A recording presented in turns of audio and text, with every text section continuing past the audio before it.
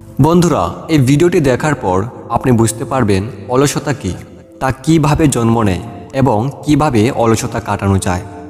একবার এক অলস ব্যক্তি গৌতম বুদ্ধের কাছে আসেন এবং বলেন, হে বুদ্ধ, আমার ভেতরে অনেক অলসতা, যার কারণে আমি যা কিছু করতে চাই তা করতে পারি না। এই অলসতার জন্য আমি সবসময় দুঃখী থাকি।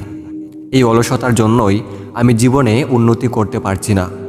দয়া করে আপনি আমাকে অলসতা থেকে মুক্তি পাওয়ার জন্য কিছু উপায় বলুন। তা শুনে গৌতম বুদ্ধ মুচকি হাসলেন এবং অলস ব্যক্তিটিকে বলতে লাগলেন, তুমি কিভাবে জানলে যে তোমার ভেতর অনেক অলসতা আছে? ব্যক্তিটি বললেন, আমি যে অলস তা শুধু আমি নই, আমার পরিবারের সবাই আমাকে বলে। বুদ্ধ বললেন, তুমি যে অলস তার কোনো প্রমাণ তুমি আমাকে দিতে পারবে? অলস ব্যক্তিটি বলল, হ্যাঁ বুদ্ধ, আমি তার প্রমাণ দিতে পারবো। বুদ্ধ বললেন, ঠিক আছে, তাহলে তোমার কাছে কি প্রমাণ আছে বলো। অলস ব্যক্তিটি বলতে লাগলো, আমি তা তো জানি যে প্রতিদিন সকালে ওঠা আমার মন এবং স্বাস্থ্যের জন্য খুবই উপকারী, কিন্তু আমার অলসতার কারণে আমি সকালে তাড়াতাড়ি উঠতেই পারি না। বুদ্ধ বললেন, আচ্ছা, কিন্তু তুমি কি জানো যে আলস্য কী? ব্যক্তিটি বলল, হে বুদ্ধ, আমি এটা তো জানি না যে আলস্য কী, কিন্তু আলস্য যা কিছুই হোক না কেন তা খুবই খারাপ জিনিস। গৌতম বুদ্ধ বললেন, আলস্য হলো একটি মানসিক অবস্থা। আলস্য হলো মনের ভাবনা, যা আমরা আমাদের মনে জেনে না জেনে জন্ম দিই। অলস ব্যক্তিটি বললেন, তা কিভাবে বুদ্ধ? বুদ্ধ বললেন, প্রথমে তুমি এটা বুঝো যে অলসতা আমাদের ভেতরে দুটি কারণে জন্ম নেয়। প্রথম কারণ হচ্ছে শারীরিক আর দ্বিতীয় কারণ হচ্ছে মানসিক। শারীরিক আলস্যের প্রথম কারণ হচ্ছে ভোজন। যখন আমরা এই ধরনের ভোজন গ্রহণ করি যাতে কোনো জীবন নেই, সেই ভোজনই আমাদের শরীরের জন্য বোঝা হয়ে দাঁড়ায়। তারপর তা আমাদের ভেতরে অলসতার জন্ম দেয়, কারণ আমাদের শরীর ভোজন থেকে প্রাপ্ত হওয়া ঊর্জা দিয়ে চলে। আমরা আমাদের শরীরকে যে ধরনের ভোজন দিই, ঠিক একই প্রকারের ঊর্জা আমাদের শরীরে তৈরি হয়। সেজন্য তুমি যদি অলসতা থেকে মুক্তি পেতে চাও, তাহলে খুব সহজে যা পচে যায়, যা সহজে প্রকৃতি থেকে পাওয়া যায়, এই প্রকারের ভোজন গ্রহণ করো। শারীরিক আলস্যের দ্বিতীয় কারণ হচ্ছে ভুল নিয়মে চলাফেরা করা, ভুল নিয়মে বসা এবং সঠিকভাবে না শোয়া। গৌতম বুদ্ধ আশ্রমের ভিক্ষুকদেরকে দেখিয়ে বললেন, যদি তুমি লক্ষ্য করো তাহলে বুঝতে পারবে যে আশ্রমের সকল ভিক্ষুকদের চলাফেরা, বসা এবং শোয়া, তাতে এক বিশেষ প্রকারের সন্তুলন রয়েছে। যখন তারা হাঁটেন তখন তাদের পায়ের মধ্যে এক প্রকার তাল মিল রয়েছে। যখন তারা কোথাও বসেন তখন তাদের মেরুদণ্ড একবারে সোজা হয়ে থাকে এবং গলা একটু উপর দিকে থাকে। আর যখন তারা ঘুমান তখন তাদের শরীর শীতল হয়ে থাকে। তাদের শরীরের কোনো অঙ্গতেও কোনো প্রকার সমস্যা হয় না, যার কারণে তারা এক গভীর এবং আরামদায়ক নিদ্রা প্রাপ্ত হন। তারপর অলস ব্যক্তিটি গৌতম বুদ্ধকে বললেন, পর্যাপ্ত ঘুমানো কি এতটাই জরুরি? বুদ্ধ বললেন, না কম ঘুমানো না বেশিক্ষণ ঘুমানো, সর্বদা পর্যাপ্ত পরিমাণে ঘুমই শরীরের জন্য লাভদায়ক হয়। যদি আজ রাত পর্যাপ্ত পরিমাণে না ঘুমাও, তাহলে আগামীকাল সমস্ত দিন তোমার শরীর ক্লান্ত ও অলসতায় ভরে উঠবে। এই জন্য পর্যাপ্ত পরিমাণে ঘুমানোও ততটাই জরুরি। তারপর অলস ব্যক্তিটি বলল, হে বুদ্ধ, আপনি একদম ঠিক বলেছেন, তা আমিও অনুভব করেছি।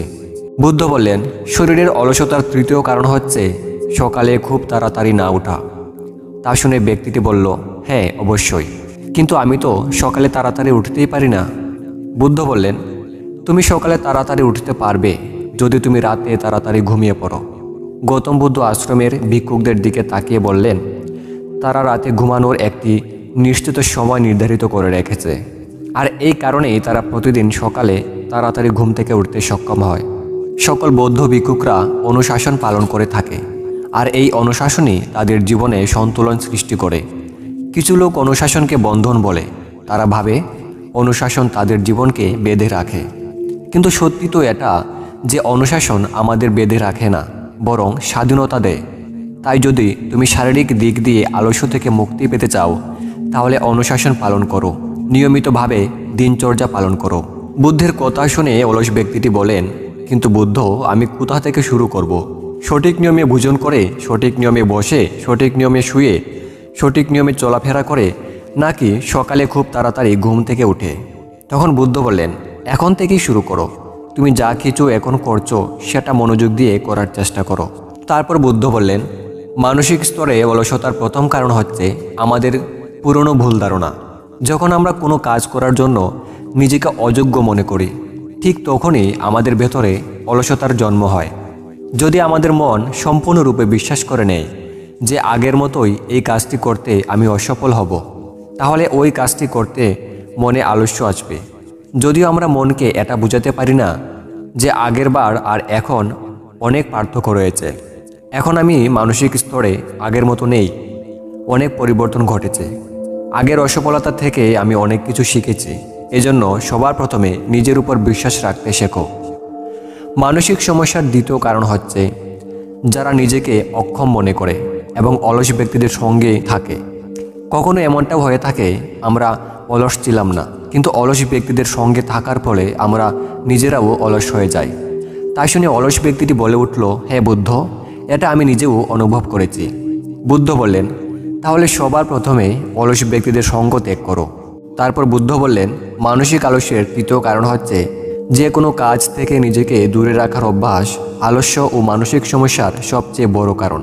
প্রথমে আমরা তা বুঝতে না পারলেও কিন্তু তা ধীরে ধীরে আমাদের মনে বাসা বেঁধে নেয়। আর এই একটি খারাপ অভ্যাসই যে কারো জীবনকে বরবাদ করার জন্য যথেষ্ট।